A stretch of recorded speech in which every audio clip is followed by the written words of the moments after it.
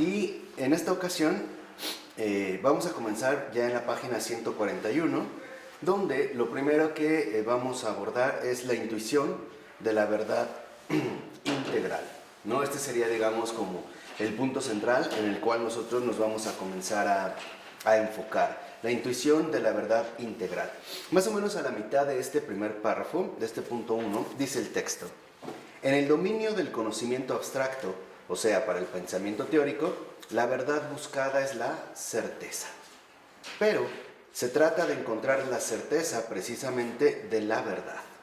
Entonces, lo que vemos es que cuando nosotros tratamos de alcanzar una certeza, debemos de tomar en cuenta lo siguiente, porque a veces es como un poco fácil incurrir en algunas equivocaciones. Por ejemplo, cuando nosotros hablamos de una certeza, nos estamos dirigiendo precisamente no a una especie de autocomplacencia racional. Por ejemplo, la certeza que podría venir de una especie de adecuación entre lo que queremos pensar y lo pensado mismo.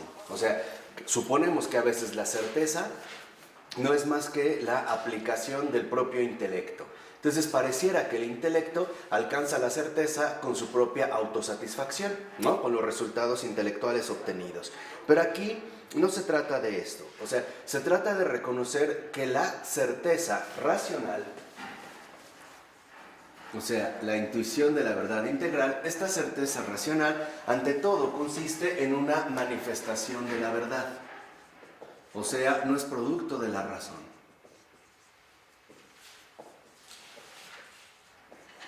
Lo cual ya nos da algunas pistas bastante interesantes al respecto. Por ejemplo, el reconocer que la verdad no es un producto que la misma razón elabora. La verdad no es, digamos, un producto que la razón es capaz de elaborar y de darse a sí misma. La verdad es una realidad objetiva.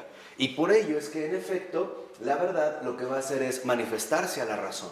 Y esto es lo que nos daría una certeza racional, por así decirlo, objetiva. De hecho, va a decir Florensky algo muy importante. La razón solo es posible por medio de la verdad. Entonces, ¿qué significa? Que no es al revés, no es que la verdad solo sea posible a través de la razón. Por ejemplo, a través de este auge, ¿no?, racionalista que ya se venía fraguando desde el siglo XVII, pero que al parecer con la Ilustración y con Kant en el siglo XVIII va a alcanzar precisamente su culmen máximo. O sea, esta idea falsa de que es la razón la que produce la verdad, ¿no?, a través de los esfuerzos racionales o intelectivos que se llevan a cabo. Pavel Florensky nos recuerda que es justo al revés. Es la verdad justamente la que hace posible la razón.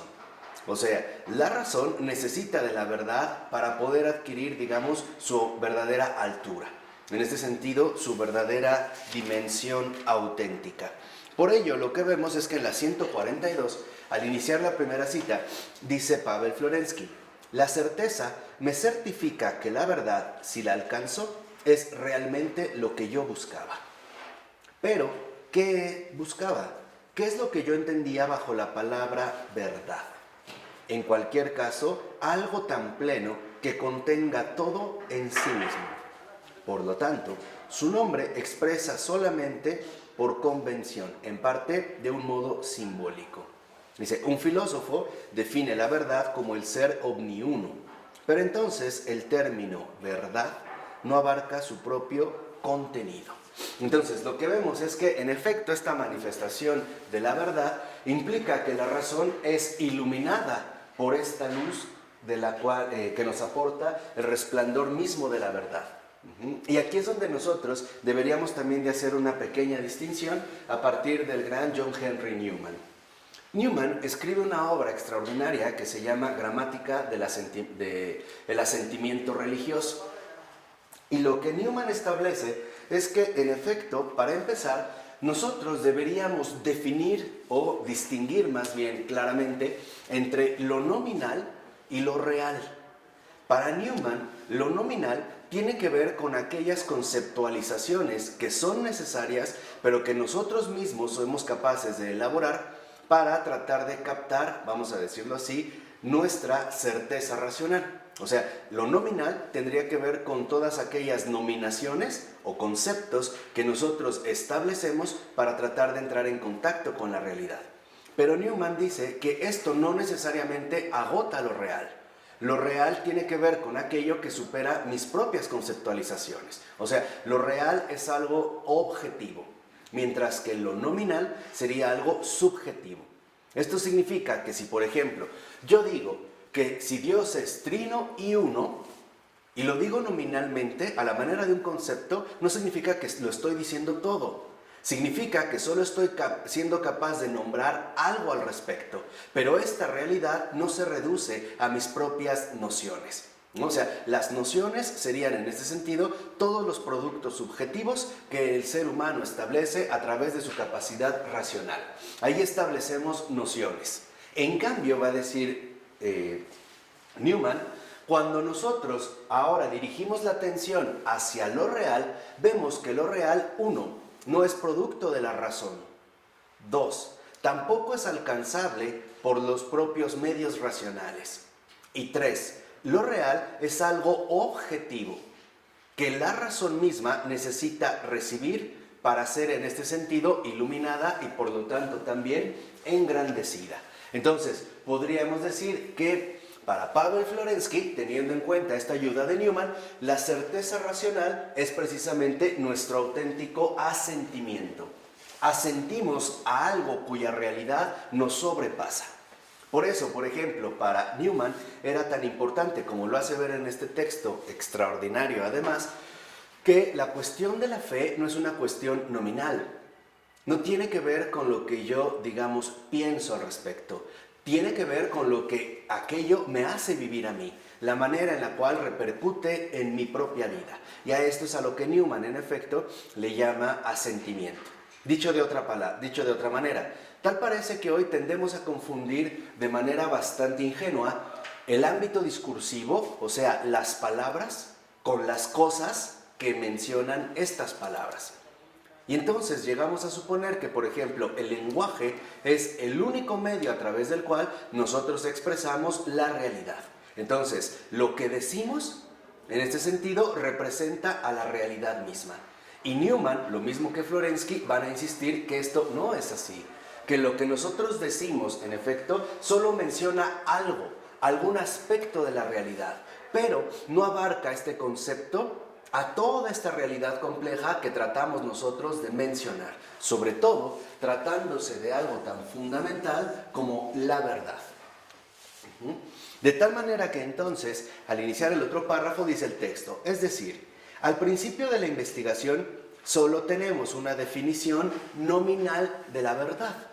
O sea, tal parece que nosotros queremos dirigirnos precisamente a una noción. Tenemos una cierta noción, ¿no? Tenemos un concepto que vamos a tratar en este sentido de clarificar o que vamos a tratar en este sentido de esclarecer. Pero en realidad no significa que con esta definición nominal el contenido perseguido haya sido ya encontrado y además sellado por la certeza. ¿Qué es lo que les decía? La certeza solamente se da ante algo que no ha sido producido por mi propia razón. Esta es la verdadera certeza. Por ejemplo, yo puedo tener nominalmente una cierta tranquilidad hacia el modo en el cual yo voy esclareciendo las definiciones que utilizo. O sea, al momento, por ejemplo, de ir definiendo cada vez con mayor precisión, incluso con mayor claridad, los conceptos. Pero esto no me va a hacer alcanzar una certeza. La certeza solo puede venir de un encuentro con algo que no soy yo. Y esta noción de encuentro, en efecto, se ve de manera muy palpable en el caso de la verdad. Porque solo algo objetivo es lo que a nosotros nos puede dar una auténtica certeza. O sea, la razón, por así decirlo, aislada, la razón por sí misma, no puede alcanzar el nivel de la auténtica certeza racional. Nosotros solo poseeremos esta certeza ante algo y sobre todo ante alguien que rebasa mis propias limitaciones racionales. O sea, podríamos decir la verdad que en efecto se manifiesta la razón como una totalidad fundamental que la ilumina y en ese sentido la engrandece. Entonces, por eso es que para Florensky es tan fundamental que nosotros no perdamos de vista algo de hecho tan elemental. Por ejemplo, la búsqueda de la verdad. ¿Qué es lo que buscamos? ¿Qué significa decir búsqueda de la verdad? Primera, que estamos buscando algo que no poseemos y que el medio, en este sentido, a través del cual lo queremos hacer es a través de la razón. Pero si lo estamos buscando es porque carecemos de ello. Y la razón solamente se va a encaminar a tratar, por así decirlo, de facilitar precisamente este encuentro, es decir, esta manifestación. Lo que vemos es que, por ejemplo, en este sentido, la búsqueda de la verdad para Florensky se va a convertir en uno de los ejes fundamentales de su propia reflexión. En el otro párrafo, a partir del segundo renglón, dice el libro: la primera crisis de su juventud se resolvió en la intuición de la verdad universalmente humana, que contiene en sí la vida de todos los hombres de todos los tiempos. Entonces, lo que vemos es que la verdad no es lo que yo pienso. Y esto, por ejemplo, en su crisis juvenil, precisamente para Florensky quedó de manera muy clara, ¿no? La verdad es esta universalidad humana que contiene a todos los hombres de todos los tiempos. De tal manera que, por ejemplo, ante las dificultades que Florensky tenía para tratar de entender qué pasaba con todos aquellos hombres desaparecidos, por así decirlo, encuentra que en realidad han sido integrados en una verdad infinitamente mayor de lo que él mismo puede pensar. Entonces, aquí ya también podemos detectar otro aspecto fundamental. Solo se puede reconocer la verdad y aceptarla, no producirla. La verdad no se produce, la verdad se reconoce y por lo tanto se acepta. Dicho de otra manera, solo cuando nuestra razón acepta sus propias limitaciones, entonces la verdad aparece ya como una cuestión de hecho bastante sencilla de poder asumir. Aquí la dificultad estriba en que nosotros precisamente hemos llegado a pensar de manera errónea que la búsqueda de la verdad depende de la aplicación intelectual de nuestra propia capacidad racional.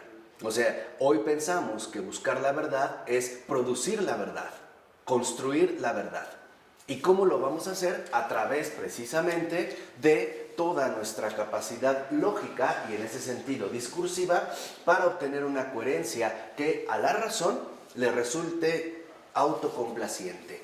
O sea, no podemos identificar certeza racional con la autocomplacencia racional.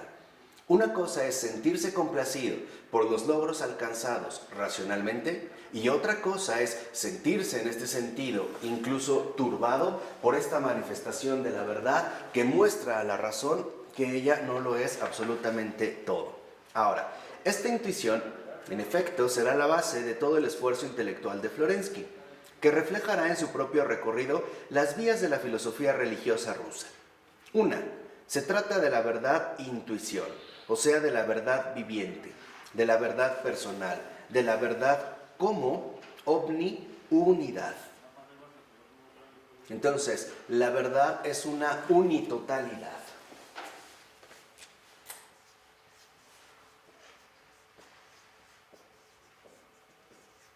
Y si es la verdad una totalidad, unitotalidad, no puede quedar reducida o limitada al mero ámbito racional en el cual también se busca encontrar.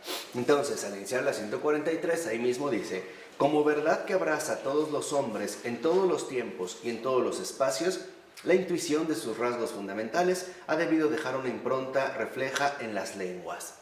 Por eso, Florensky, para tomar previamente conciencia de lo que busca, ofrece un estudio etimológico en el que se muestran los aspectos de la noción de verdad, por ahora tan solo nominal, pero con toda la riqueza de lo prereflexivo que han sido acentuados por los diversos pueblos. O sea, lo que finalmente también va a detectar Florensky es que la verdad también se ha conservado o se ha expresado a través de las lenguas, o sea, a través de la manera en la que estos nombres nos transmiten contenidos sustanciales, ¿no? Por así decirlo, reflejos vivientes de esta misma unitotalidad. De ahí pues que entonces esta utilización profusa de la etimología no es en él el fruto de un prurito de erudición, sino que depende internamente de su concepción simbólica del lenguaje y dentro de ella de la palabra como una realidad mística. Entonces, aquí lo que vemos es que en efecto la verdad no es para nada un concepto, que es lo que veremos más adelante, a lo que se enfrentará precisamente Florensky cuando aborde, por ejemplo, los principios lógicos de identidad, que se consideran, digamos, los principios fundamentales de la racionalidad humana. Por ejemplo, A es igual a A, como si eso lo dijera absolutamente todo. Y de ahí se derivarían los otros, ¿no? Si A no es A, es A, principio de identidad, y entonces A no puede ser no A, o sea, el principio de no contradicción, ¿no? O sea, reducirlo todo finalmente a una mera noción, en este sentido a un mero concepto. Entonces, para Florensky, la palabra es una palabra que expresa una realidad mística. ¿Qué podríamos entender aquí cuando Florensky se refiere a una realidad mística? Que la palabra no se agota en lo que dice, sino que en realidad la palabra nos muestra más de lo que nos está diciendo en sí. En este sentido, por eso les decía que Florensky permanece fiel a su concepción simbólica de toda la realidad misma. O sea, el lenguaje no lo dice absolutamente todo. Yo ya en algún momento les comenté que esta intuición, aunque expresada de manera un tanto distinta, ya estaba dada, por ejemplo, en Ludwig Wittgenstein, ¿no? Wittgenstein siempre tuvo esta como conciencia clara de la diferencia que hay entre mostrar y decir. Entonces decía, lo que no se puede decir se puede mostrar, pero lo que se muestra no se puede decir. Podríamos decirlo de esta forma, que entonces para Wittgenstein también la palabra posee una realidad mística. Y para Wittgenstein la mística es lo indecible, aquello que no puede ser captado por las estructuras lógicas de nuestro propio lenguaje, pero no por ello las niega. Para Wittgenstein simplemente también el mundo está dividido, o está más bien no dividido, conformado por dos ámbitos bastante fundamentales, pero que no coinciden entre sí: el ámbito del lenguaje, el ámbito discursivo y el ámbito de las realidades concretas que el lenguaje es incapaz de poder expresar. O sea, hay cosas que se dicen, pero hay cosas que no se pueden decir, pero sí mostrar. Y en este sentido podríamos decir vivir. Para Wittgenstein está claro que lenguaje y vida conforman el mundo, y que no todo en este sentido se reduce al lenguaje, al menos como venía siendo la aspiración fundamental de esta excesiva tendencia lingüística, ¿no? Desde finales del siglo XIX y sobre todo en el siglo XX con el desarrollo de la llamada filosofía del lenguaje, especialmente por los anglosajones, los cuales consideraban que todo depende del lenguaje. Entonces, que si el lenguaje cambia, la realidad misma cambia. Entonces, lo que vemos aquí en este sentido es que, en efecto, ¿no? Lo dice en la 143, en más o menos unos 4 renglones antes de que acabe este párrafo, que la etimología no le sirve de argumentación científica en sentido estricto, sino que es utilizada como símbolo sui generis para captar la vida interior, el alma que la palabra creación continua revela y comunica en su forma externa. Entonces, lo que vemos es que esta unitotalidad, en efecto, se va a manifestar como palabra, como nombre. Pero esta palabra tiene una forma externa e interna.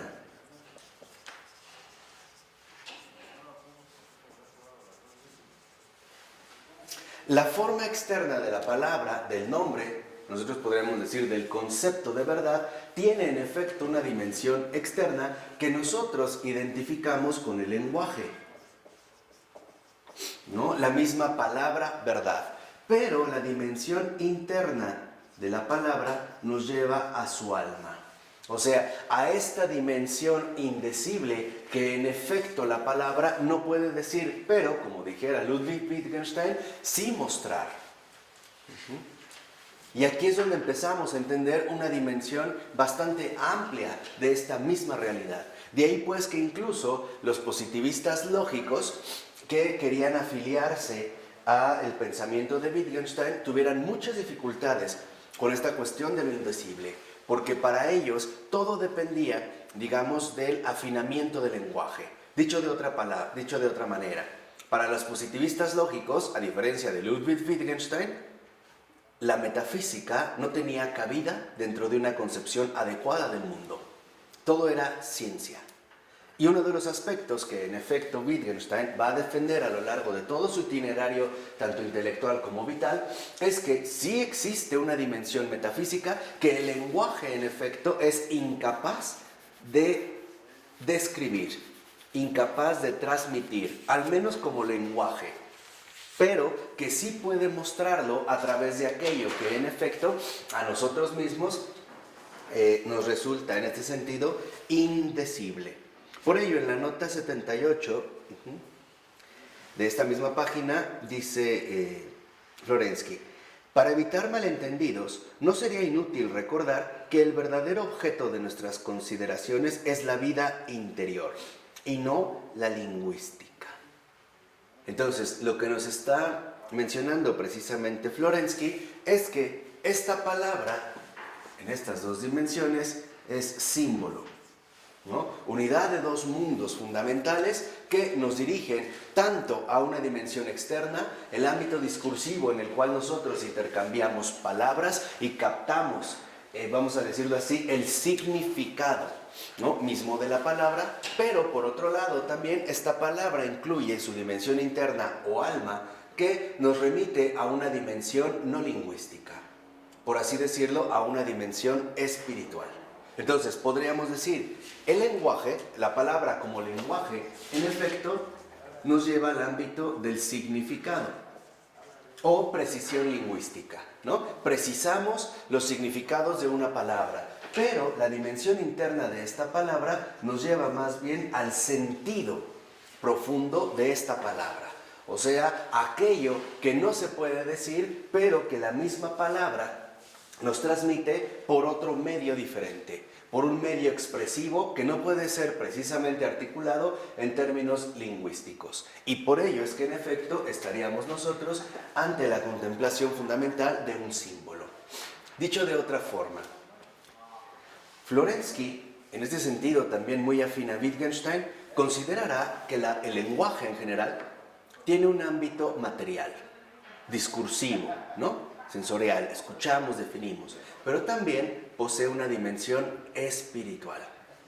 Y esta dimensión espiritual es ante todo la que en efecto le interesa más a Florensky, y no las precisiones lingüísticas que pierden de vista esta otra dimensión interna, ¿no?, o espiritual del mismo lenguaje.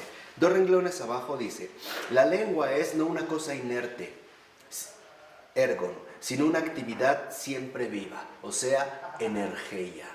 Entonces, este símbolo es una actividad siempre viva.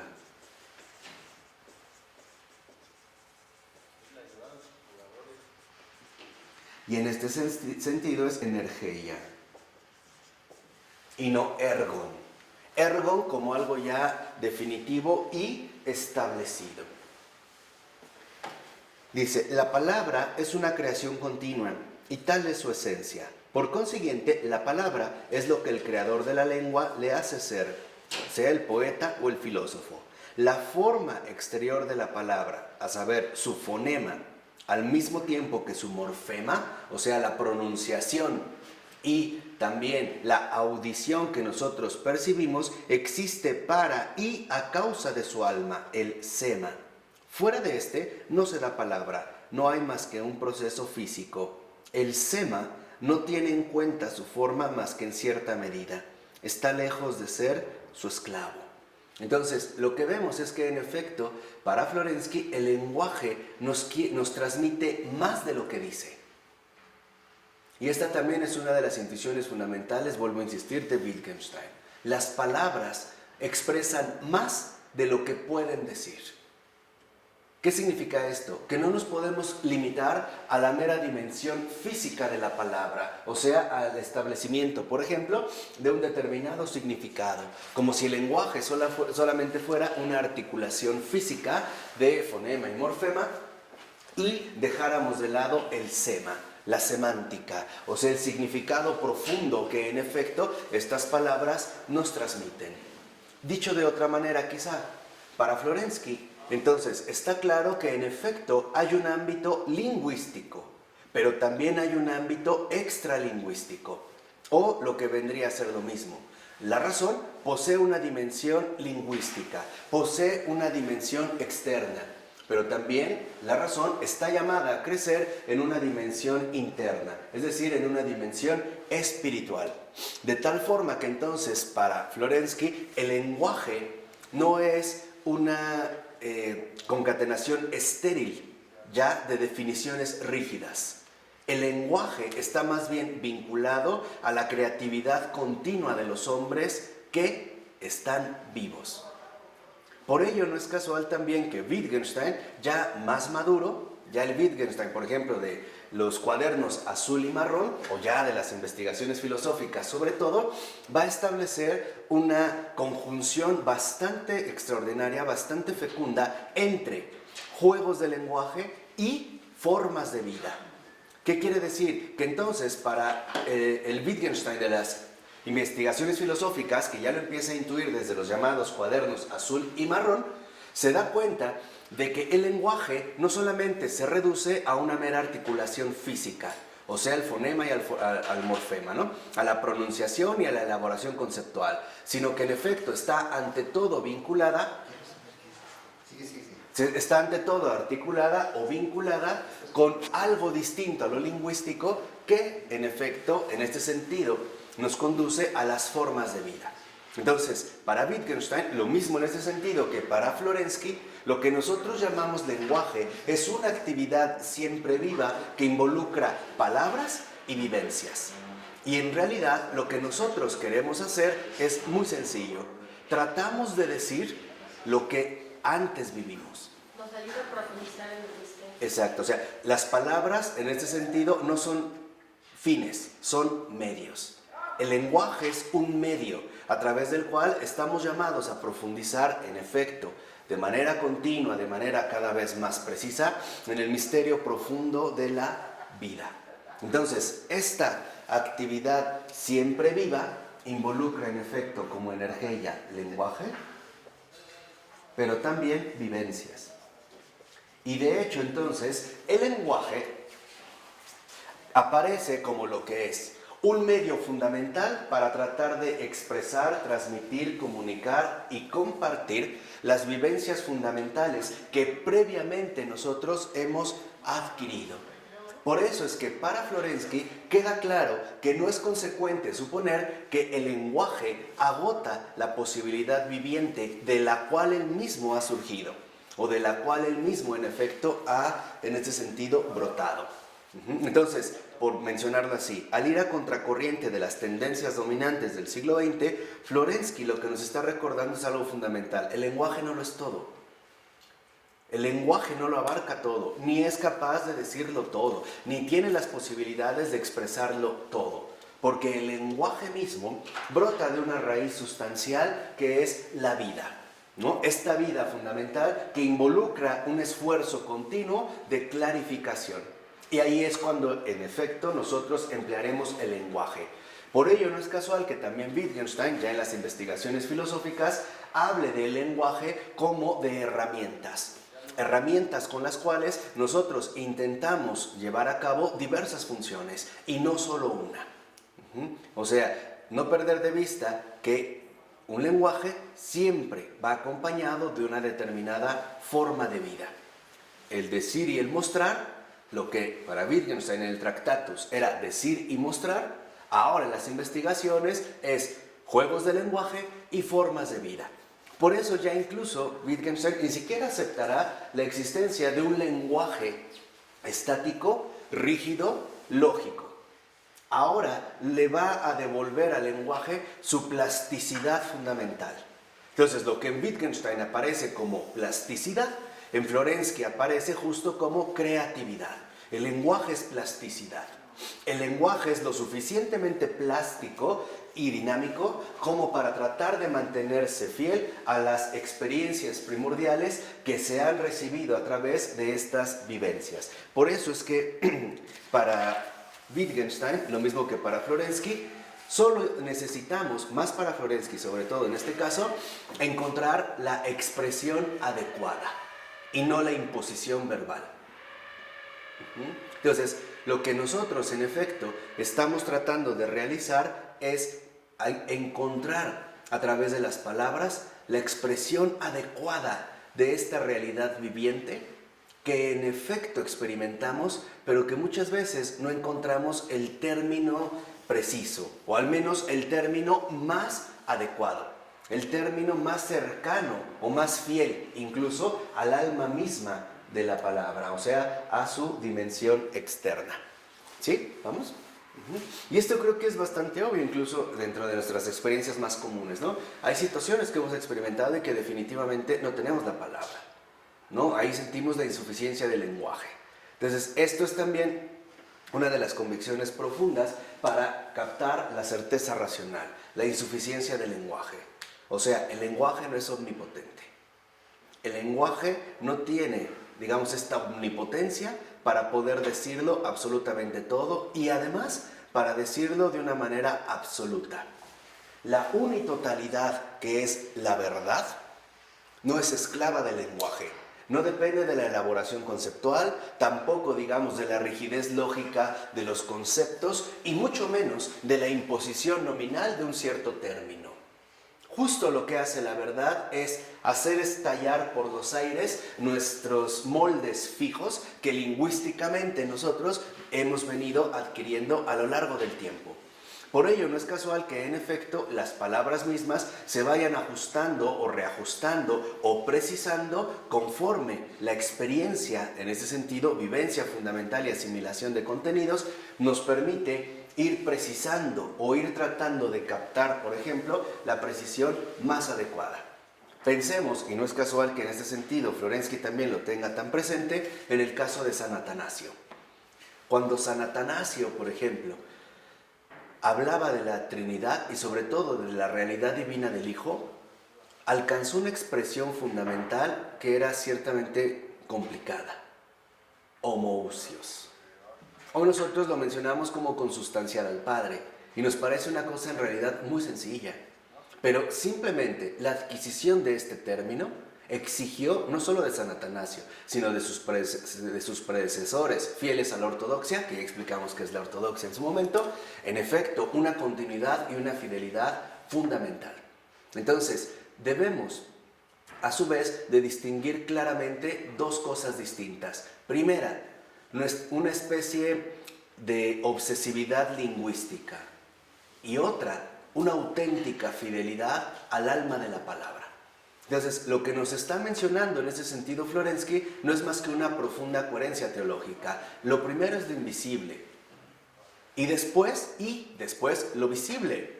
Y lo visible, en este sentido, no puede ser infiel a esta realidad primigenia o invisible.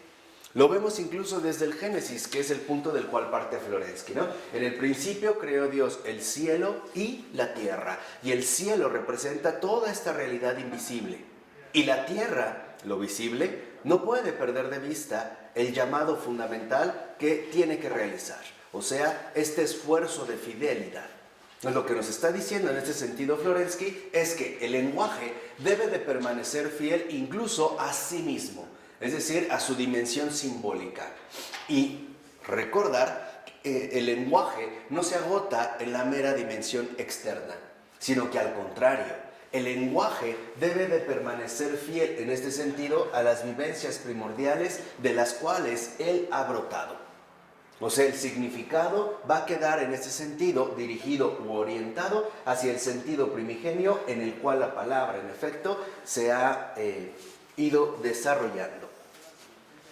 Por ello, podemos darnos cuenta que este proceder, como dice ya al inicio de la 144, que disecciona y sondea las palabras en busca del núcleo viviente que la palabra esconde, aparece continuamente en los escritos de Padre Pavel cuando se trata de alcanzar las verdades más íntimas y más cargadas de experiencia espiritual y que son por lo tanto más difícilmente expresables. Entonces, aquí vemos también tres aspectos fundamentales. Esta unitotalidad que la verdad, digamos, también está, o dentro de la cual también se contempla la palabra, el nombre, el lenguaje en general, nos remite a tres aspectos primordiales. Un núcleo viviente. O sea, el lenguaje, por extraño que nos suene ahora, no es una realidad meramente lingüística, sino que el lenguaje está vinculado precisamente a formas de vida, es decir, a un núcleo primigenio donde el lenguaje, ahí la tarea que emprenderá después es tratar de alcanzar la expresión más adecuada, la expresión más precisa. Y dos, este núcleo viviente que se da en la palabra, en el nombre, también nos lleva a darnos cuenta de las dimensiones más íntimas.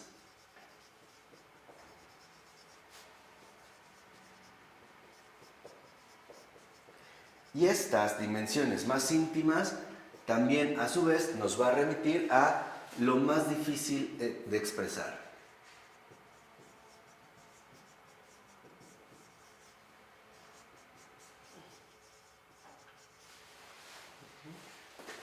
Por ello, incluso Wittgenstein empezará a dar muchos ejemplos donde, en efecto, nos muestra la incapacidad del lenguaje para poder decirlo todo y digamos, en ese sentido, ¿no?, asumir una especie de tutoría general sobre todo lo existente. Hay expresiones que, en efecto, Wittgenstein dice, ¿cuál sería el significado? Lo entendemos en base a una forma de vida. Recuerdo ahorita nada más alguno donde él menciona que en Italia, por ejemplo, hay una expresión que es con el dedo pulgar hacerlo así, ¿no? Como dice, a ver, ¿cómo vas a definir en una palabra concreta el significado de esta expresión? Y no obstante, los demás lo entienden. Pero lo entienden porque a su vez comparten estas mismas formas de vida. ¿Qué quiere decir? Que en efecto hay digamos, aspectos sumamente difíciles de expresar y sobre todo tratándose de las dimensiones más íntimas. En ese sentido, tratándose de la dimensión espiritual de la propia existencia. Por ello entonces, lo que va a hacer a continuación Florensky es mostrar en este sentido una especie de reconstrucción etimológica para captar tanto el núcleo viviente, ¿no?, de esta palabra o de la verdad como palabra y dirigir la atención a estas dimensiones más íntimas y finalmente tratar de sacar a la luz lo que de hecho resulta más difícil de expresar. Por ello, para Florensky, uno de los aspectos que se deben de tener en cuenta es lo siguiente, ¿no? Primero, está al inicio de la 145. ¿Qué carácter habrá de tener la verdad racional para poder acoger en sí todas las exigencias del misterio de la verdad vivida y expresada por la palabra de los pueblos? Entonces, desde aquí ya nosotros vemos cómo ahora Florensky mismo va a interrogar al lenguaje. ¿Qué carácter deberá tener la verdad racional para acoger en sí todas las exigencias del misterio de la verdad vivida? O sea, para Florensky hay algo que es fundamental y que no podemos finalmente olvidar, y es que la vida misma es misterio, no es discurso, no es una invención enteramente discursiva. Nosotros de hecho provenimos ya del misterio, y este misterio, para empezar, es la vida misma. Esta vida misma que no podemos reducir, por ejemplo, a una mera definición simplificada. Por ejemplo, suponer que la vida coincide en todo caso con la dinámica o la mecánica biológica, ¿no?, de un organismo viviente, de un organismo vivo. Y que tampoco, por ejemplo, la podemos llevar a las profundidades psíquicas, ¿no?, del alma humana, sino que la vida es eso y mucho más. Y cuando nosotros queremos encontrar, por ejemplo, una definición precisa a determinadas realidades, ahí empezamos nuevamente a percibir justamente la insuficiencia de las palabras. Por ello es que ahora Florensky va a empezar a hacer este estudio etimológico para tratar nuevamente de sacar a la luz la expresión viviente que contiene la misma palabra de verdad. O sea, la verdad como una palabra, como un término, como un nombre. Ante todo con aquello que nombramos. Y nos va a empezar a mostrar, en efecto, la riqueza fundamental que define a esta misma palabra. ¿Sí? Por ello, déjenme borrar tantito el pizarrón y ahorita continuamos.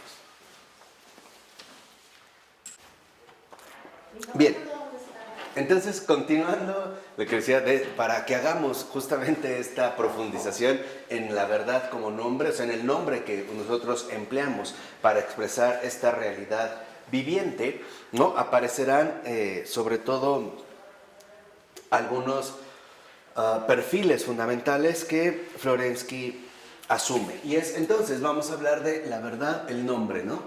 La verdad con el nombre que nosotros empleamos para hablar o referirnos a esta realidad viviente, a esta unitotalidad. Y el primero es en ruso, istina. Entonces lo vamos a poner aquí. 1. Istina. Istina, como dice la 145, ¿no? La verdad como ser viviente que permanece. De hecho, en efecto, como menciona el texto, la palabra rusa, istina, está emparentada lingüísticamente con el verbo ser, o sea, con est. Entonces, en primer lugar, como ruso, y al hablar de istina, se refiere precisamente a este ser viviente que permanece.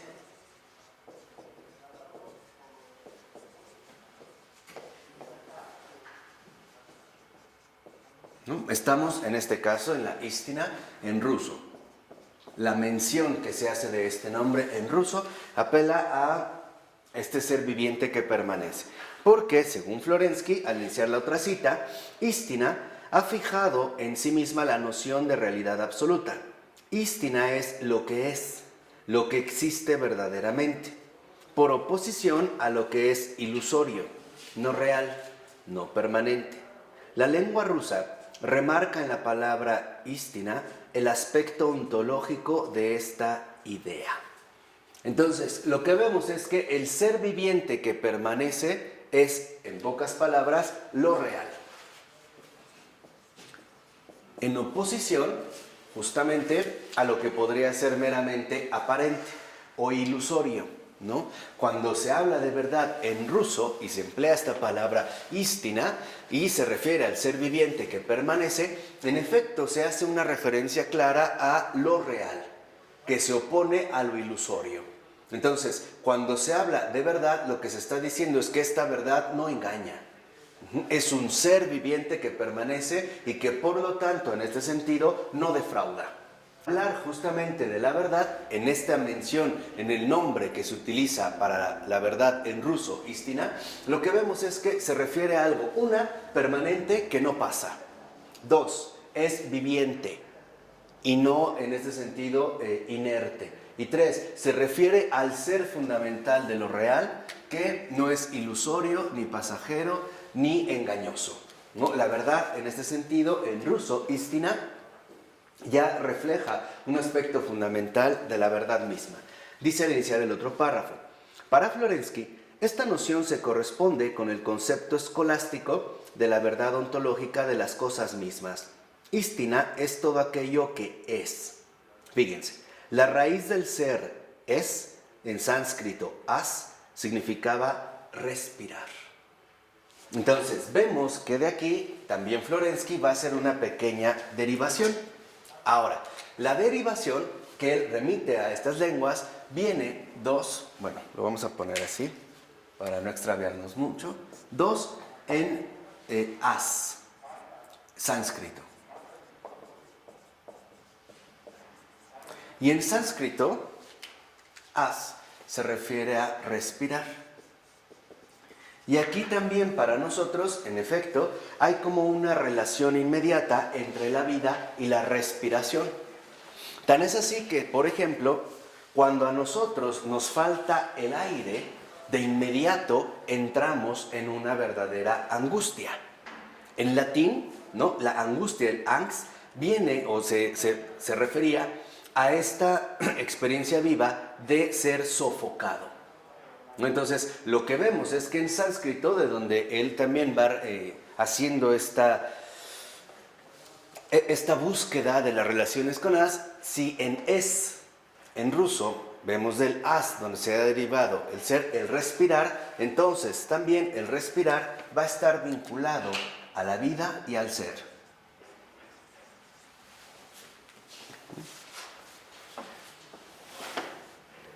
Ahora, la respiración es el signo principal y la esencia de la vida. Respirar, vivir, ser, se contienen en la raíz de la istina rusa. Entonces, lo que vemos es que se trata de este ser viviente que permanece y que por lo tanto respira, vive y es. Entonces, la verdad, en este sentido, menciona todo al ser mismo, ¿no? A este ser mismo que no es un ser abstracto, no es un ser meramente conceptual, sino que es un ser viviente y que además permanece, respira, está vivo. ¿Vamos bien? ¿Sí? Por eso dice, ser como existencia permanente, por oposición a las raíces del devenir, en latín fui, en griego fio. Así, en el sentido ruso de istina, la verdad es la existencia que permanece, el viviente, el ser vivo, el que respira. Es decir, que posee la condición esencial de la vida y de la existencia. Entonces, a este sentido, lo que podemos ver de esta manera es que, en efecto, ¿no?, a partir de estas raíces fundamentales que se están detectando, lo que aparece en este sentido es el viviente. Esta sería, digamos, en un primer momento, ¿no?, la referencia fundamental que establece el nombre que se emplea en ruso para mencionar la verdad, uistina. Y aquí ya podemos entonces empezar también a intuir otro aspecto fundamental. El viviente es Dios mismo. Dios es vida. Solo Dios es la vida. ¿Por qué? Porque nosotros sí pasamos.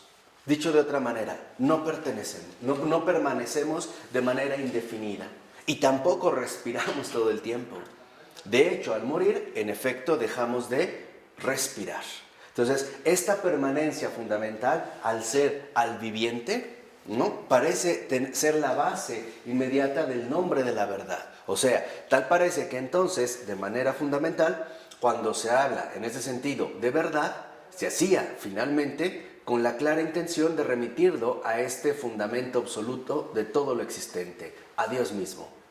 Porque Dios es la vida, Dios es el viviente que permanece, que es lo más real, que sí respira, está vivo, ¿no? Tiene, y nosotros ya lo sabemos, este aliento de vida. De tal forma que ya podemos darnos cuenta como Dios no es una idea, ni un concepto desvinculado de su propia realidad.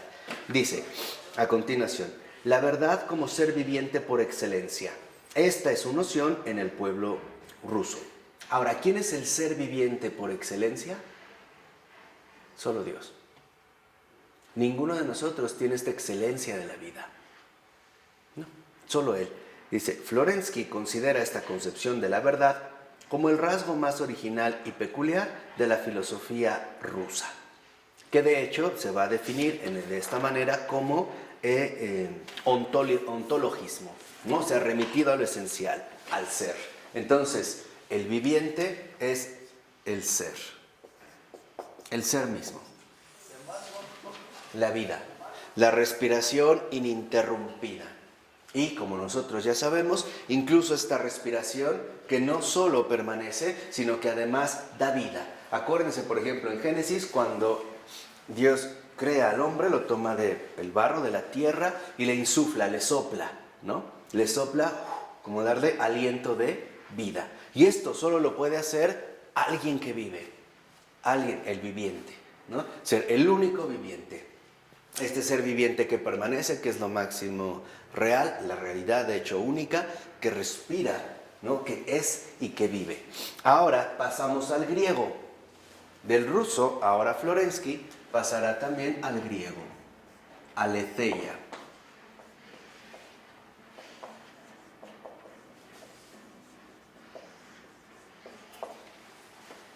Ahora aparece la aletheia en griego.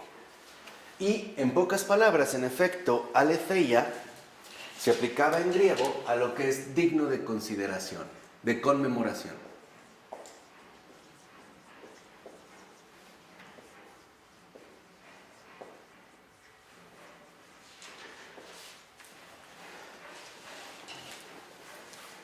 ¿Por qué? Porque para los griegos la única muerte real es el olvido, es ingresar a las aguas, ¿no?, funestas del letheo.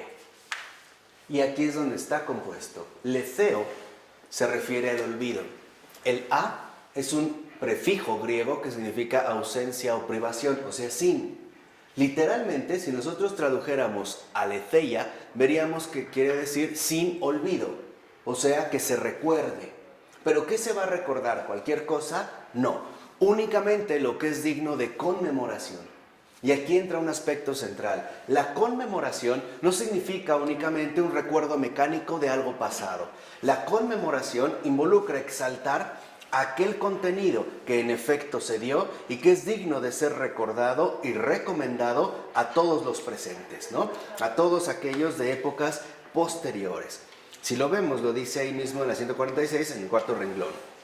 Aletheia está constituida por el alfa privativa y la palabra del olvido, lethos. El olvido era para el espíritu griego una fuerza que disuelve en la memoria una parte de la realidad.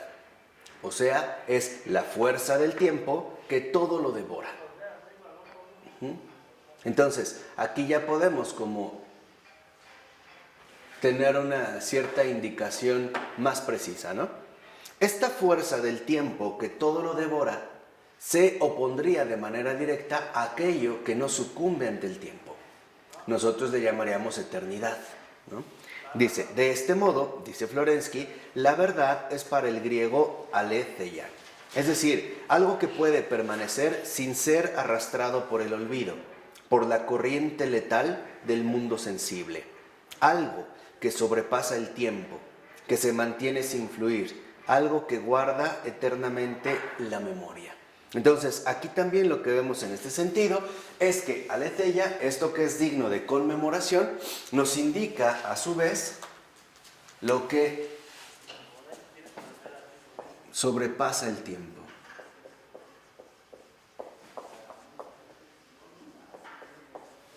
¿No? Sobrevive a la fuerza letal del tiempo.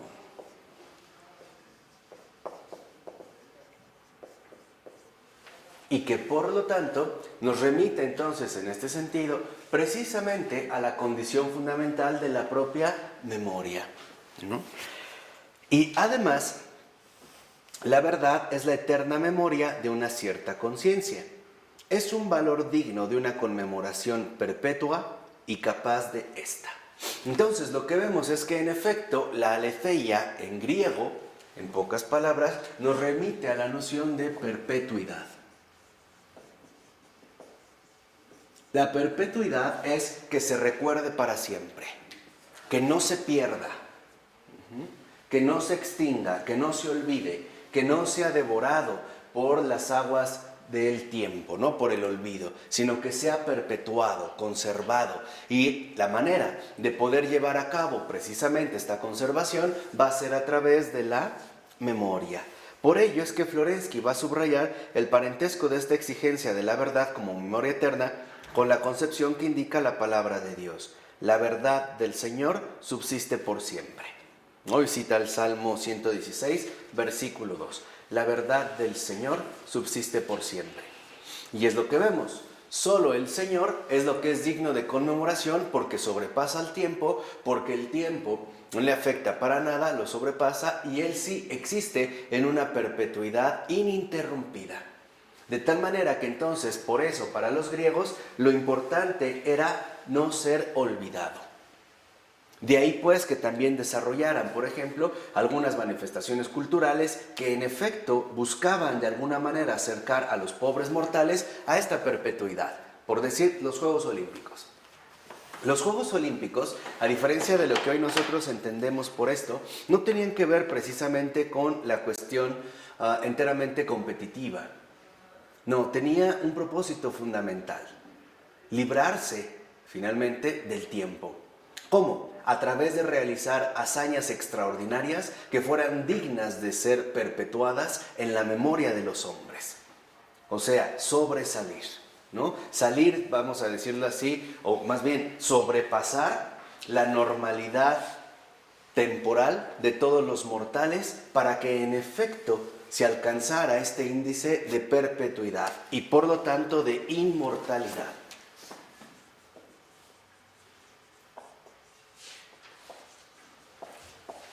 Y de hecho, para los griegos, la única diferencia sustancial entre los dioses y los hombres es la inmortalidad. Los dioses no mueren, han sobrepasado el tiempo. Por ello se identifica con los dioses su carácter de aletheia, ¿no? Los dioses, por decirlo así, son aleteicos, ¿no? Están vinculados con esta verdad que sobrevive a la fuerza letal del tiempo. Entonces podríamos decir, ¿cuál era el anhelo profundo de los griegos en este sentido? Ser librados de esta fuerza que todo lo devora y que nosotros conocemos precisamente con el nombre de tiempo. Anhelar esta perpetuidad o inmortalidad que está vinculada profundamente con la divinidad. Solo los dioses son inmortales. Por eso, si uno checa la mitología de los griegos, verán que en efecto siempre se presentan figuras que son conmemoradas, ¿no?, a través de la narración de los poetas, ¿no? Y aparecerá un Aquiles o un Héctor, de tal que han hecho hazañas tan extraordinarias que han roto con la normalidad temporal de los hombres. Y por lo tanto han alcanzado incluso ya esta inmortalidad. Han pasado del tiempo, del cronos, han pasado en pocas palabras de la muerte a la vida. Porque la vida es la inmortalidad, es la divinidad. ¿Vamos? Y ahora aparece veritas, que está en latín.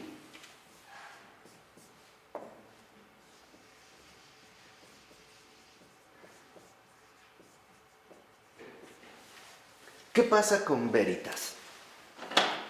Veritas, la verdad como decisión jurídico-religiosa, consagración y objeto de respeto sagrado.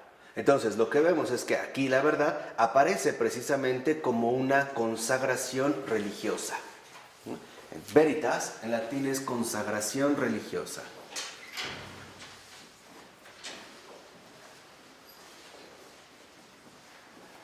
Respeto sagrado.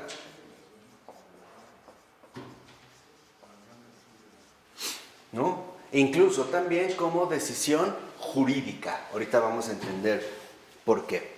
Porque la palabra latina veritas proviene de la raíz var, que indica el dominio cultual.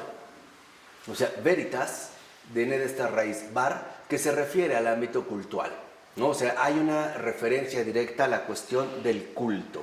Vereor indica el temor sagrado, el respeto, la veneración, el tabú ante los objetos, lugares o personas sagradas. Verus, dice Florensky, significa propiamente protegido, establecido, en el sentido de aquello que es objeto de un tabú, de un voto o de una consagración. Entonces vemos que también esta decisión jurídica, ¿no?, que se desprende de aquí,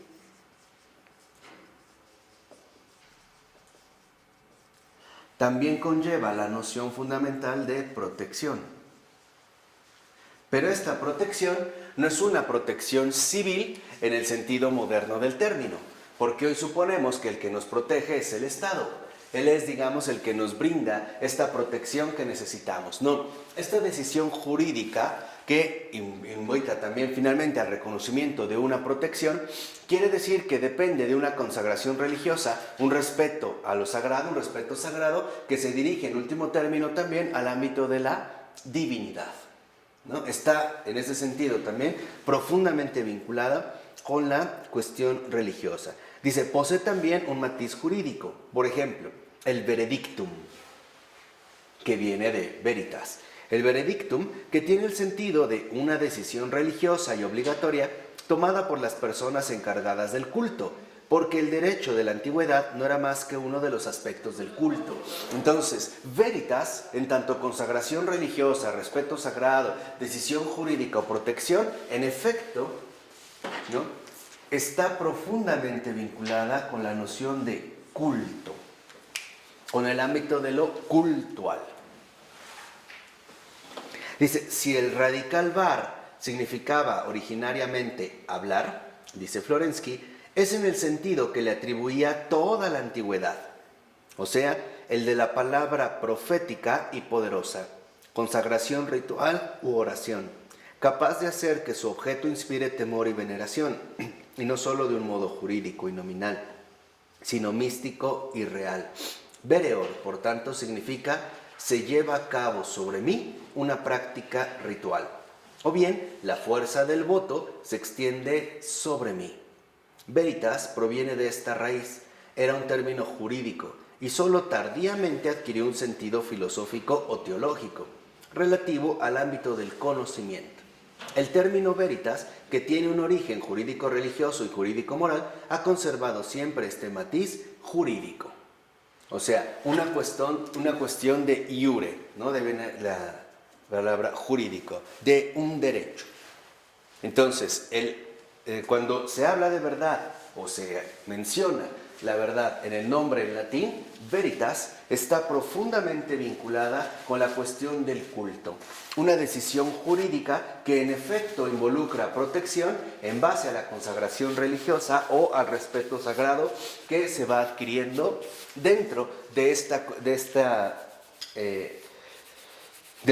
contexto precisamente cultual. De ahí, como nos mencionó también Florensky, por ejemplo, la palabra var significa, en ese sentido, de hablar con autoridad ritual. Y por lo tanto, también inspiración de temor y de veneración. Aunque estaba, digamos, más vinculada con una cuestión jurídica, vemos que en latín, también en pocas palabras, esto se refiere a un orden divino. El culto remitido a un orden divino, que en efecto se expresa también en base a la ordenación jurídica o al ordenamiento más bien jurídico de la sociedad misma, como una cuestión que en efecto y conlleva ante todo a la noción de protección y por lo tanto a la exaltación de una dimensión distinta que está profundamente vinculada en efecto con el culto, con un orden divino.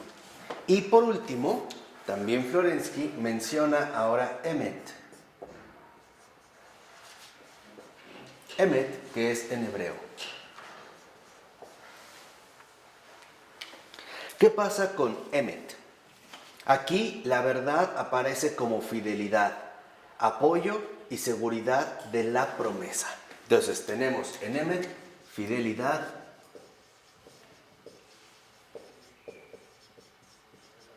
apoyo y seguridad en la promesa.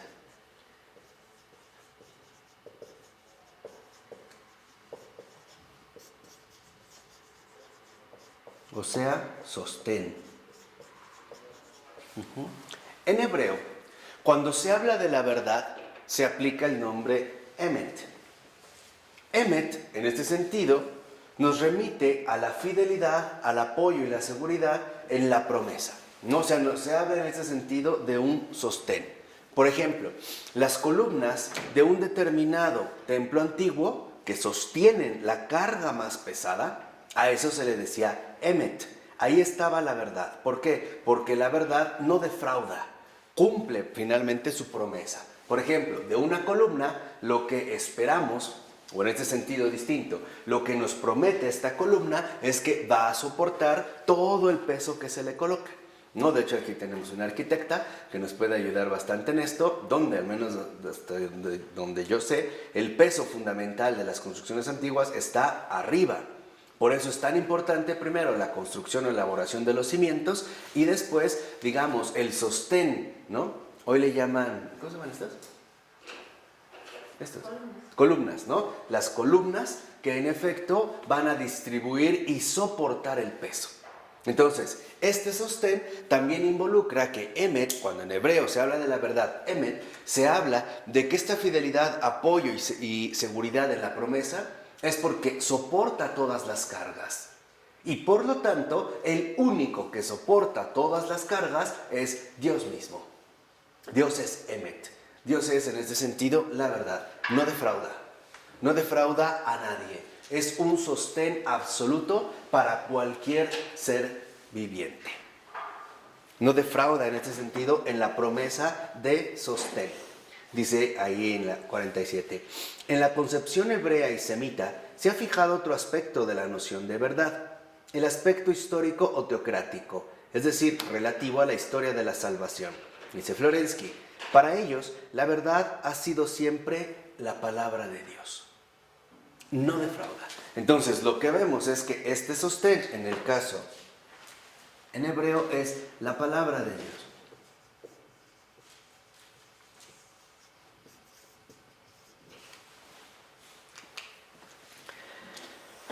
La naturaleza inmutable de esta promesa divina, su carácter seguro y cierto, es lo que la caracterizaba para los hebreos en su cualidad de verdad. O sea, la verdad es la seguridad. Entonces, palabra de Dios es seguridad, no defrauda, cumple. Cumple. Es algo en lo que yo me puedo apoyar. Y en este sentido, en efecto, seré sostenido sin ser jamás defraudado. Y el único que no defrauda en este sentido es Dios. Podríamos empezar ya a articular la intuición de la verdad integral, ¿no? El único que no defrauda es Dios, el viviente, cuyo respiro da aliento de vida y que en efecto esta vida es la inmortalidad que también espera para su criatura a través de un culto realizado cuya protección él mismo garantiza con toda fidelidad. ¿No? Por establecer ya, digamos, los hilos. Por eso dice a continuación, emet proviene de la raíz em, sostén, apoyo. El sentido del verbo aman va desplegándose en este sentido, sostenerse, apoyarse, intransitivo estar apoyado, y de aquí ser fuerte, firme, presentar un apoyo seguro, y de aquí ser fiel. Amén. Vean de dónde viene. Significa que cuando yo digo amén, que viene de esta raíz, aman, lo que estoy diciendo es, no voy a defraudar, voy a ser fiel. Y esto es ya lo que se aplicaba dentro del propio hebreo. Y de hecho es el sentido profundo que, al menos en teoría, se debería de seguir conservando hasta estos tiempos. Cada vez que yo digo amén, derivando de esta raíz aman, lo que estoy diciendo es voy a permanecer fiel, no voy a defraudar. O sea, mi palabra es firme. Como es firme la palabra de ¿quién? De Dios. ¿Queda claro? Esto da como mucha luz, de verdad, para entender muchos aspectos que hoy en día hemos olvidado. Entonces, cuando yo digo amén, lo que estoy haciendo es apegarme fielmente a la misma palabra de Dios. Mi palabra, en este sentido, es firme, que en latín se traduce precisamente como fiat.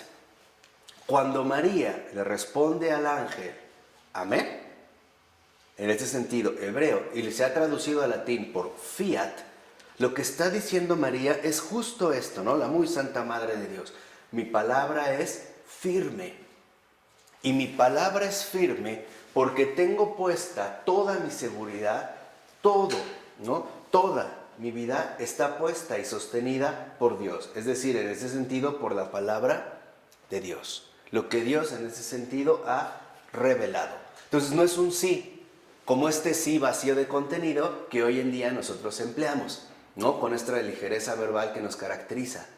Piensa, por ejemplo, cuando el peso de la palabra era tan fundamental en vinculación con la palabra de Dios, que incluso antiguamente bastaba con dar tu palabra para todo, ¿no? Lo único que necesitabas era tu palabra. Hoy te piden escrituras, firmas, ¿cómo se llama? Avales. En otras palabras, no tenemos palabras. No tenemos palabra. Y por eso la gente no confía en nosotros. No, si yo iba a la Edad Media y de repente compraba algunos comestibles, bastaba con que dijera, te doy mi palabra de honor, que en un mes, por ejemplo, te liquido esta mercancía. Perfecto. Y entonces habían una especie como de pizarritas y anotaban mi nombre. Para que vean cómo hemos cambiado. ¿Por qué anotaban mi nombre? No para balconearme, como hoy lo pensamos, para decir que yo debía, ahora un deudor, como hoy se maneja con el buro de crédito, ¿no? Estás fichado. No, se ponía porque yo sí cumplía. Era digno de ser admirado, reconocido, no al revés. Hoy en día de los que se anuncian son básicamente de los que se hacen anuncios y propaganda, son de los criminales, ¿no? Así es donde vivimos esta cacalandia, como decía Robert Musil en El hombre sin atributos, ¿no? No, antes se ponía ahí porque en efecto yo soy una persona confiable, de tal manera que si por ejemplo nuestro buen amigo Arturo vendía otra cosa y él me había visto anotado y yo llegaba y le daba mi palabra, Arturo me la daba, porque yo aparecía, era alguien respetable. Tenía palabra, ¿no? Mi palabra en ese sentido es firme. Ahora, yo los invito que en estos tiempos contemporáneos se vayan a cualquier centro comercial, llenen un carrito y lleguen con la cajera y le digan, estimada doncella, le doy mi palabra de honor que en un mes le vengo a pagar. Lo más seguro es que vas a acabar en el bote y tal vez hasta con unos golpes. ¿Por qué? Porque hoy no tenemos esta firmeza.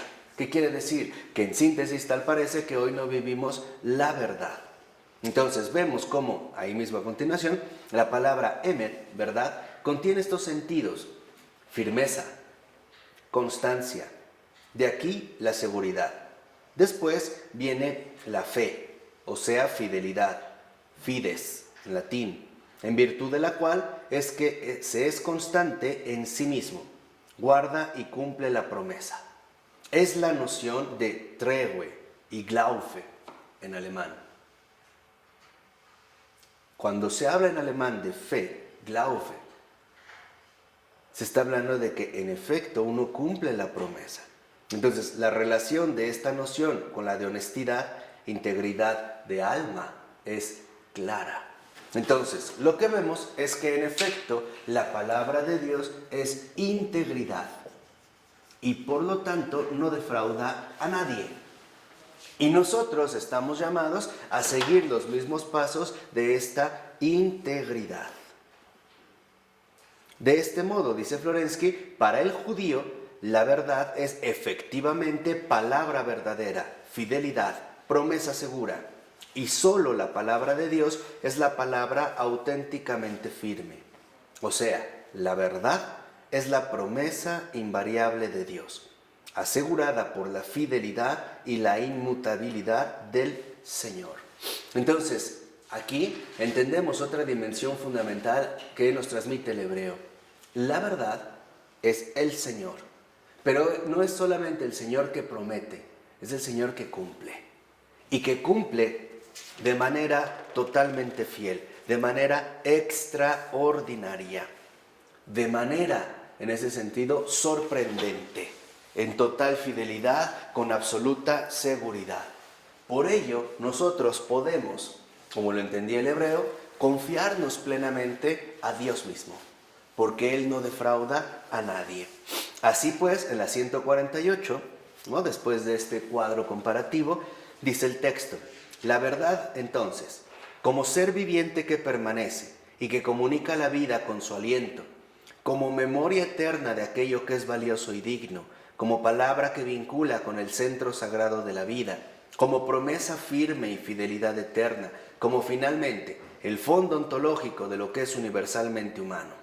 Solo esta verdad, más grande que la propia palabra que la expresa, dice Florensky, es algo tan pleno que contiene todo en sí misma.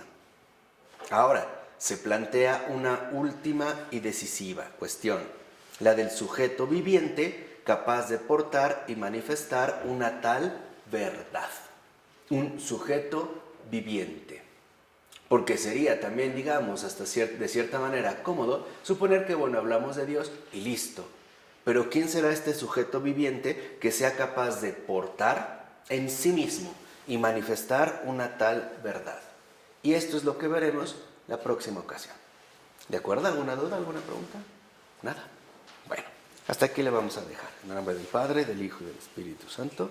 Amén.